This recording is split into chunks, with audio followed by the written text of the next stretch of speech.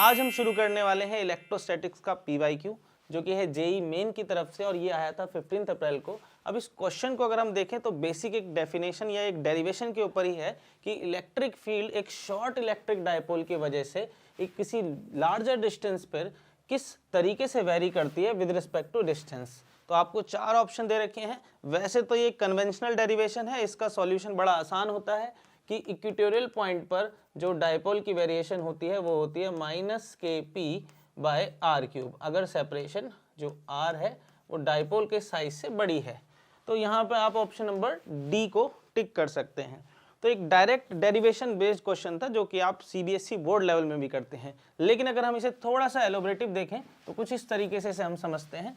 सबसे पहले आपको पता होना चाहिए कि डायपोल क्या होता है। तो डायपोल होता है जब हम इस तरीके के चार्जेस को प्लस माइनस क्यू को थोड़ी सेपरेशन पे रख देते हैं और फिर इक्वेटोरियल पॉइंट इसका होता है ये वाला और एक्सियल पॉइंट होता है ये। तो थोड़ा इसे एक बार बड़ा बना लेते हैं -q और यहाँ पर +q, ठीक है। तो बाय कन्वेंशन जो हम देखते हैं हम ये r सेपरेशन होती है सेंटर से और इस पर्टिकुलर पॉइंट के लिए ये जो होता है ये पॉइंट इसे बोलते हैं इक्वेटोरियल पॉइंट। तो यहाँ पे हम इसका नाम देंगे A पॉइंट। अब आप देखिए जरा ध्यान से, इस A पॉइंट पे अगर मैं बनाने के लिए इलेक्ट्रिक फील्ड का जो है मैग्नीट्यूड देखूं तो ये वाला सेपरेशन इसमें AA डिनोट किया जाता है। ये लेंथ ही है, टोटल लेंथ को 2A से डिनोट करा जाता है ताकि कैलकुलेशन में इजीनेस हो थोड़ी सी। अब यहाँ पे आप देखिए ये -q चार्ज है तो बेसिकली जो डायपोल की इलेक्ट्रिक फील्ड होगी वो इस तरफ होगी। तो यहाँ पे -q वाले चार्ज की तरफ से और ये जो +q वाला है इसकी तरफ से इलेक्ट्रिक फील्ड की डायरेक्शन इस पॉइंट पे ये होगी। तो इस क्वेश्चन में आपसे पूछा गया कि जो रिजल्टेंट इलेक्ट्रिक फील्ड है जो कि यहाँ पे होगी। अब आप जरा ध्यान से देखिए ये r सेपरेशन जो है दोनों ही अगर चार्जेस से देखें तो बराबर दूरी पर है। ये जो इसकी ये साइड्स हैं ये है बेसिकली r² + a²। तो ये दोनों ही तरफ ऐसी हैं। यहाँ भी अगर मैं लिखना चाहूँ तो बिल्कुल सेम है, आइडेंटिकल हैं। तो दोनों की सेपरेशन बराबर है, नहीं मैग्नीट्यूड वाइज तो ये बराबर ही होगी इस पॉइंट पे आकर फील्ड की वैल्यू। अब मैं अगर यहाँ से इस एंगल को डिनोट कर दूँ, ये एंगल थीटा है तो एग्जैक्टली ये एंगल भी थीटा हो जाएगा। और अगर ये एंगल थीटा है, देखिए ये थीटा एंगल है तो ये भी थीटा होगा और ये भी थीटा ही होगा बिकॉज ये आपके हो जाएंगे अल्टरनेट एंगल। तो यहाँ से आप देखिए कि ये सारे एंगल्स भी आपको पता चल गए। अब ये वाला जो +q और -q की जो फील्ड है ये एग्जैक्टली इक्विवेलेंट सी है तो इसके कंपोनेंट ऐड हो जाएंगे, यानी यहाँ पर इलेक्ट्रिक फील्ड का जो मैग्नीट्यूड होगा वो 2e cos थीटा होगा। अब प्लस माइनस लगाने की ज़रूरत नहीं है बिकॉज जो दोनों का मैग्नीट्यूड e ही है। अगर मैं इनके साइन थीटा कंपोनेंट की बात करूं तो देखिए cos थीटा यहाँ था, साइन थीटा वाले कंपोनेंट यहाँ रहे होंगे, वो दोनों आपस में एक दूसरे को कैंसिल कर जाते हैं। तो एंड ऑफ द डे जब मैं इलेक्ट्रिक फील्ड का एक्सप्रेशन लिखता हूँ कि E@A, तो देखिए ये वेक्टर क्वांटिटी है इलेक्ट्रिक फील्ड, ये हमने लिखा कि ये होगा E ड्यू टू +q और यहाँ पे E ड्यू टू -q। तो सब वेक्टर नोटेशन में लिखा है। अब दोनों के कंपोनेंट ऐड हुए हैं 2e cos थीटा, तो ये मैग्नीट्यूड मिल जाएगा हमें, लेकिन अभी भी वेक्टर क्वांटिटी है ना, तो डायरेक्शन कैसे देंगे। तो यहाँ पे आता है रोल कि आपको डायपोल मोमेंट के बारे में पता होना चाहिए। डायपोल मोमेंट की जो बाय कन्वेंशन जो डेफिनेशन है वो डेफिनेशन है कि ये जो -q से +q की तरफ होती है। यहाँ पे हमारा जो चार्ज है उसका अरेंजमेंट इसी तरीके से है। तो -q से +q की जो डायरेक्शन होगी बाय कन्वेंशन वो डायपोल की इस माइनस से प्लस ही होगी। अब अगर हमारी जो इलेक्ट्रिक फील्ड अगर हम उसे ध्यान से देखें वो इस तरफ है तो हमारी इलेक्ट्रिक फील्ड की डायरेक्शन होगी डायपोल मोमेंट के अपोजिट। तो क्योंकि हमें डायरेक्शन यूटिलाइज करने है तो हम यहाँ पे -p लिख देंगे, यानी डायपोल मोमेंट का यूनिट वेक्टर लिख दिया हमने लेकिन माइनस सिंबल के साथ, ताकि ये जस्टिफाई हो सके कि इस तरफ है फील्ड की डायरेक्शन। बस अब इसके बाद कुछ नहीं करना, ये मैग्नीट्यूड लिखना है। तो आपको पता है इलेक्ट्रिक फील्ड के फॉर्मूले का क्या मतलब होता है। Electric field 2 into electric field निकालनी है KQ बाय सेपरेशन कितनी है, ये है, दोनों चार्जेस के लिए एक ही है r²/a², फिर इसका भी स्क्वायर होगा क्योंकि ये रूट में है तो बचेगा r² + a², ठीक है। अब देखिए cos थीटा, तो इस फिगर में अगर ध्यान से देखिए cos थीटा यहाँ मैं निकालता हूँ। cos थीटा क्या हो जाएगा, बेस अपॉन हाइपोटेन्यूज, तो बेस है आपका a और हाइपोटेन्यूज है आपका √r² + a²। तो यहाँ पर भी वो टर्म हम लिख देंगे a √r² + a² और ध्यान रखिएगा यहाँ पे -p भी चलेगा क्योंकि ओवरऑल वेक्टर क्वांटिटी ही है इलेक्ट्रिक फील्ड। अब यहाँ से हम क्या करते हैं, q × 2a अलग सेपरेट कर लेते हैं। तो यहाँ पे q × 2a और यहाँ आप देखिए -p और इधर एक नीचे जो हो जाएगा overall r square plus a square. देखिए एक बार r square plus a square की पावर 1 है और एक बार हाफ है, तो 1 प्लस हाफ ओवरऑल पावर हो जाएगी इसकी 3/2। अब यहाँ पर अप्रोक्सीमेशन देखिए, लिखा है कि शॉर्ट डाइपोल है, तो डाइपोल की लेंथ ए होती है और लार्जर डिस्टेंस है, तो आपको गिवन है कि आर ग्रेटर देन ए है। जैसे आप ये देखेंगे बेटा, तो ए अगर ए बहुत छोटा है तो ए स्क्वायर उससे भी छोटा हो जाएगा। और एक और चीज़ कि जब मैंने यहाँ डाइपोल की डायरेक्शन बताई थी तो मैं डाइपोल का मैग्नीट्यूड बता देता हूँ, q इंटू 2a उसका मैग्नीट्यूड होता है और डायरेक्शन उसकी इस तरीके से, यानी उसी के यूनिट वेक्टर से हमने डिनोट कर दी।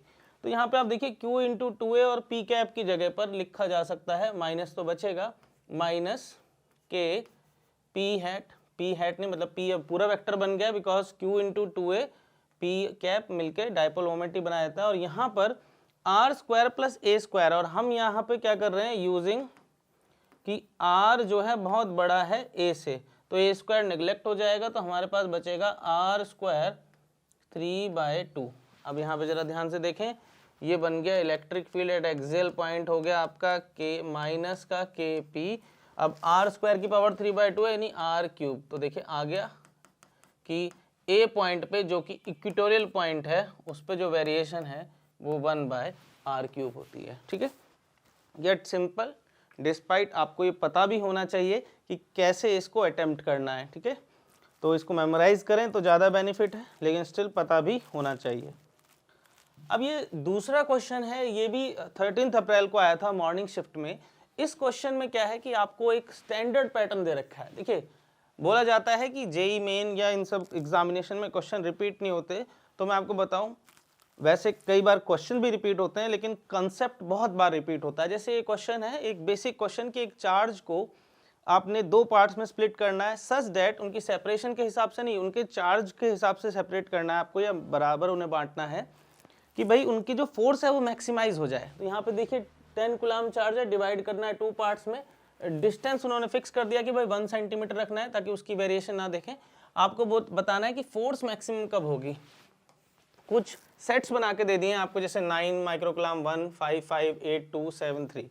अब ये आपको देखना है, जैसे ये इसलिए दिया जाता है कि कुछ लोग क्या करते हैं इसमें वो मल्टीपल देखेंगे, जैसे 9 1 जा 9, दूसरा 5 5 या 25 और 8 2 जा 16 और 7 3 या 21। तो ये भी एक बेस्ट अप्रोच है कि अगर आपको पता चल जाए कि देखिए क्वांटिटी बाकी सारी सेम है, चार्जेस दोनों हैं, दो पार्ट में 1 सेंटीमीटर डिस्टेंस इनका फिक्स है, तो सबके लिए फिक्स होगा, तो दोनों चार्जेस का ऐसा मल्टीपल देखिए जो मैक्सिमम हो जाए। तो यहाँ पे आप डायरेक्टली ये भी देख सकते हैं 5 × 5 इसका ऑप्शन होगा, बिकॉज बाकी चीज़ें so that the repulsive force between them in maximum. तो बाकी अगर आपको मैग्नीट्यूड मैक्सिमम करना, बाकी सारी क्वांटिटीज फिक्स हैं, तो ये भी एक अप्रोच है कि आप देखें कौन से मल्टीपल से ज़्यादा बड़ा नंबर आ रहा है। तो 5 × 5 25। वरना इसका जो स्टैंडर्ड तरीका है कि अगर ये जनरलाइज वे में आ जाए तो देखिए इसको ऐसे करते हैं कि सपोज करिए एक टोटल चार्ज था Q, आपने एक चार्ज इसमें से बना लिया Q, तो दूसरा चार्ज अपने आप ही क्या हो गया Q माइनस Q। अब क्वेश्चन ये है कि आपको फोर्स मैक्सिमाइज करनी है, तो आपने पहले फोर्स का फॉर्मूला लिखा Q माइनस Q और बाकी सेपरेशन R स्क्वायर। अब आपसे बोल रखा है कि चार्ज के रिस्पेक्ट में फोर्स कब मैक्सिमम होगी, वो कौन से सेट होंगे। तो देखिए यहाँ पर अगर फोर्स और चार्ज के बीच में कोई ग्राफ प्लॉट होगा, ये जो इक्वेशन है इससे कोई ग्राफ प्लॉट होगा, और सपोज करिए ऐसी है, तो मैं एक ही कर्व लेके चलता हूँ। तो जब आप यहाँ पर पहली बार dF/dq फाइंड करेंगे, ठीक है, आप चार्ज के हिसाब से रेट चेंज इसका देखेंगे, तो आप देखेंगे कि कहाँ पे वो टर्निंग पॉइंट है। मान लीजिए आपको मिल जाता है टर्निंग पॉइंट, अब ये मैक्सिमम है या मिनिमम है, यानी फोर्स यहाँ पे मैक्सिमम होगी या मिनिमम, ये डिसाइड होगा इसके सेकंड डेरिवेटिव पे। तो आप क्या करेंगे d²F/dq², अगर वो नेगेटिव आ जाएगा तब आप बोल देंगे कि ये मैक्सिमम फोर्स का ही पॉइंट है। ठीक है, तो यहाँ पे एक तरीका ये है कि आप कैलकुलस की मदद से ये प्रूव करें। तो यहाँ पे जब बेटा मैं पहले F को ही थोड़ा सा सॉर्ट आउट करके लिख देते हैं, F का फॉर्मूला बन जाएगा F(k)Q और यहाँ पे माइनस का kq²/r²। अब मैं एक बार डेरिवेटिव कर रहा हूँ इसका dF/dq। ठीक है, डेरिवेटिव क्या होता है, बेसिकली आप वहाँ पे यूँ कह लीजिए उसका स्लोप ऑफ द टेंजेंट, यानी आप पूरे कर्व के लिए टेंजेंट की स्लोप का एक जनरल इक्वेशन निकाल रहे हैं, और अगर मैं इसे 0 पुट कर दूं तो मुझे ऐसा वो स्लोप मिल जाएगी जहां पे ये कर्व मुड़ रहा होगा। तो ये एक स्टैंडर्ड मैथमेटिकल प्रोसीजर है। अगर आप मैक्सिमा मिनिमा जैसे चैप्टर मैथमेटिक्स में थोड़े से इंटरेस्ट के साथ पढ़ते हैं तो ये कॉमन बेसिक टूल्स है और ये कई तरीके की फिजिक्स के डेरिवेशंस में यूज़ होता है। तो यहाँ पे मैं इसका डेरिवेटिव कर रहा हूँ। बेसिकली जब मैं डेरिवेटिव करूँगा तो देखिए डिफ्रेंशिएशन हो रहा है क्यू के रिस्पेक्ट में, तो बाकी सारी चीज़ें कांस्टेंट गिवन है, तो यहाँ पे बचेगा के क्यू और यहाँ पे आ जाएगा 2k क्यू। नीचे आर स्क्वायर कॉन्स्टेंट है, वो एज इट इज़ ही रहने वाला है दोनों में, ठीक है। तो ये हो गया। अब मेरे को यहाँ पे ऐसे फॉर टर्निंग पॉइंट्स में जानता हूँ कि D f by d Q, मैं ज़्यादा लिखूंगा नहीं, आप वैसे ही समझ जाइए। D f by d Q को जैसे ही मैं जीरो पुट करता हूँ तो ये जो आपका एक्सप्रेशन था के क्यू माइनस का 2k Q by are square, बेटा ये भी जीरो हो जाएगा, आर स्क्वायर इधर मल्टीप्लाई हो जाएगा, ठीक है। और फिर बचेगा मेरे पास के क्यू, चलो मैं यहाँ पे ऐसे लिख देता हूँ यूजिंग, ताकि आपको कन्फ्यूजन ना हो, d f by d q is equal to zero. तो जैसे ही मैं d f by d q is equal to zero करता हूँ तो मेरे को नेक्स्ट स्टेप में क्या मिल जाएगा कि ये आर स्क्वायर तो इधर जाके जीरो हो जाएगा, k q is equal to 2k q, और बेटा यहाँ से k से k कट जाएगा और आपका आ जाएगा q is equal to 2q, या यूँ कह लीजिए q is equal to capital Q by 2, यानी चार्जेस को हाफ हाफ बांटना पड़ेगा। अब आपके लिए होमवर्क है कि इसको वेरीफाई भी करिए कि ये मैक्सिमा, चलो वो तो मैं करवा देता हूँ अभी, कि आप सेपरेशन के हिसाब से कब मैक्सिमम होगा। अगर आपको कुछ सेपरेशन दे दी जाए और वहाँ पे चेक करना हो कि कितनी सेपरेशन पे फोर्स मैक्सिमम होगी, ठीक है। थोड़ा क्वेश्चन भी अलग तरीके से फ्रेम होगा, लेकिन यहाँ पे अब देखिए, अब मैं एक बार कंफर्म करने के लिए दोबारा सेकंड डेरिवेटिव कर रहा हूँ बेटा, ठीक है, क्योंकि ये पता चल गया है टर्निंग पॉइंट है, बट पॉसिबिलिटी कि भाई ये टर्निंग पॉइंट है, ये मैक्सिमम, ये ऐसा वाला भी तो हो सकता था। तो कैसे चेक करेंगे इसका सेकंड डेरिवेटिव? सेकंड डेरिवेटिव का मतलब है कि स्लोप जो होंगी, जैसे मान लीजिए एक स्लोप ये है, एक ये है, अगर स्लोप का रेट चेंज, पहले ये पॉजिटिव स्लोप थी, फिर ये जीरो हुई, फिर ये नेगेटिव हो गई यहाँ पे स्लोप, तो अगर स्लोप का रेट नेगेटिव आ जाता है, स्लोप यानी स्लोप का रेट मतलब डबल डिफरेंशिएशन नेगेटिव आया था, तो आप कह सकते हैं आप किसी ऊंचे पॉइंट से आ रहे थे, यहीं कह लीजिए ग्राफ आपका मैक्सिमम पॉइंट पे था। तो जैसे मैं देखता हूँ ये रही मेरी D f by d Q की इक्वेशन, एक बार फिर डेरिवेटिव कर रहा हूँ, तो देखिए यहाँ पे कोई भी छोटे क्यू वाली टर्म नहीं है, तो ये जीरो हो जाएगा, और यहाँ पे माइनस, यहाँ पे 2k क्यू है तो यहाँ पे माइनस 2k रह जाएगा, क्यू तो हट जाएगा डेरिवेशन के बाद, ये हो गया यहाँ पे। तो बेसिकली ये क्या आ रहा है बेटा, एक नेगेटिव टर्म आ रही है, नेगेटिव टर्म मतलब मैक्सिमा, ठीक है। तो आपने प्रूव कर दिया है कि ये जो Q का जो है, जब आप बड़े वाले चार्ज का हाफ कर देंगे तो वही पॉइंट होगा मैक्सिमम फोर्स का, ठीक है। तो वो ये भी कर सकते हैं, लेकिन क्वेश्चन को अगर थोड़ा पढ़ेंगे तो विद इन सेकेंड्स इसका सॉल्यूशन आप निकाल सकते हैं, क्योंकि जब सेपरेशन फिक्स है तो मल्टीपल करिए। लेकिन आपको बता दिया मैंने कि प्रॉपर तरीका ये है, अगर कहीं और क्वेश्चन में थोड़ा सा ट्विस्ट होता है तो कैसे आइडेंटिफाई करेंगे, बिकॉज यहाँ पे क्यू के टर्म में भी आ सकता है सवाल, तो कंसेप्ट बार बार रिपीट होंगे, मे बी वैल्यूज डिफरेंट आ जाएं। चलिए अब नेक्स्ट क्वेश्चन देखते हैं। नेक्स्ट क्वेश्चन है सिंपल, यहाँ पे चार्जेस आपको दे रखे हैं, ये भी 13 अप्रैल को आया था, चार्ज का मैग्नीट्यूड दे रखा है, 2 चार्ज हैं और डिस्टेंस आपको दे रखा है मिलीमीटर्स में, ठीक है। ये कूलाम में है तो यहाँ पे कोई दिक्कत नहीं होने वाली है। और इलेक्ट्रिक फील्ड देखिए कैसे दे रखी है, 10 डाइन पर कूलाम, तो ऐसा यूनिट नहीं है तो कन्वर्ट करेंगे। फिर आपसे बोल रखा है ये 30 डिग्री का एंगल बना रहे हैं विद इलेक्ट्रिक फील्ड से, और आपको मैग्नीट्यूड ऑफ टॉर्क बताना है। तो सबसे पहले जो बता रहे हैं उसका फॉर्मूला देखिए, फॉर्मूला होता है टॉर्क का, torque is equal to p cross e. और बेटा पी जो होता है आपका, जैसे यहाँ पे आपको दे ही रखा है, शायद डाइपोल मोमेंट आपको वैसे नहीं दे रखा है, लेकिन आपको ये पता है ये होता है चार्ज इनटू लेंथ, और क्रॉस का मतलब है यहाँ पे इलेक्ट्रिक फील्ड का सिंपल लिखोगे ई की मैग्नीट्यूड, और यहाँ पे साइन, एंगल आपको दे रखा है 30 डिग्री। इसके बाद हम वैल्यू पुट करेंगे क्यू, एल और ई की। तो यहाँ पे देखिए सबसे पहले क्यू की वैल्यू जो है वो है 0.01, एल की वैल्यू है आपकी 0.4 mm, तो उसे हमने जो है मीटर में कन्वर्ट कर लिया। अब यहाँ पे इलेक्ट्रिक फील्ड की वैल्यू आई, तो देखिए इलेक्ट्रिक फील्ड 10 की पावर 9 पर कूलाम में लिखी हुई है, तो हमें पता है हमें डाइन को पहले न्यूटन में कन्वर्ट करना पड़ेगा। ये स्टैंडर्ड कन्वर्जन है, अगर आप क्लास 11th में स्टार्टिंग में पढ़े थे तो आपने देखा होगा 1 न्यूटन 10 की पावर 5 डाइन, तो 1 डाइन हो जाएगा 10 की पावर -5 न्यूटन, तो यहाँ पे 10 इंटू 10 की पावर -5। अब यहाँ से न्यूटन पर कूलाम में हो गया कन्वर्ट, साइन 30 की वैल्यू होती है बेटा हाफ, तो यहाँ से अब आप देखिए सारे वैल्यूज लिखिए, यहाँ से आ जाएगा नीचे 100, यहाँ से आ जाएगा 10, ठीक है।